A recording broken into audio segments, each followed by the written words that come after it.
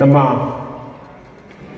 ನಾವು ವಿವೇಕಾನಂದರ ರೀತಿಯಲ್ಲಿ ಸ್ಫೂರ್ತಿಯುತವಾಗಿ ನೋಡ್ತಿದ್ದಂಥ ಎಸ್ ಲಿಂಗೇಗೌಡರ ಜಯಂತಿಯಂದು ಯುವ ಸಮಾವೇಶವನ್ನು ಇಲ್ಲಿ ಮೈಸೂರಲ್ಲಿ ಹಮ್ಮಿಕೊಂಡಿದ್ದೇವೆ.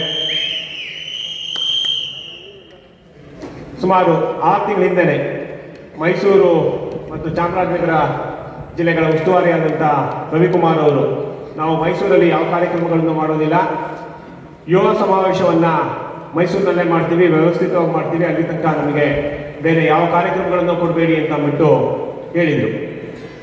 ಅದಕ್ಕೆ ಬಹಳ ವ್ಯವಸ್ಥಿತವಾಗಿ ಈ ಒಂದು ಕಾರ್ಯಕ್ರಮವನ್ನು ಇಲ್ಲಿ ಹಮ್ಮಿಕೊಳ್ಳೋಕ್ಕೆ ಪ್ರಯತ್ನ ಮಾಡಿದ್ದಾರೆ. ಅದು ನಮಗೆ ಕಂಡು ಬರ್ತಾ ಇದೆ. ಇದಾದ ನಂತರ ಜಾಥಾ ಇದೆ.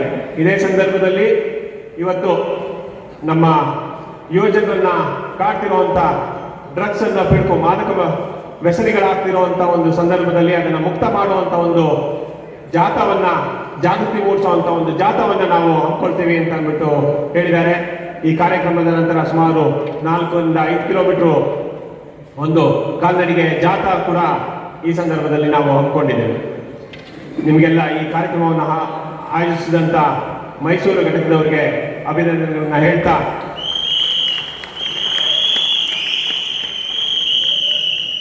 ಇವತ್ತು ರಾಜ್ಯದಲ್ಲಿ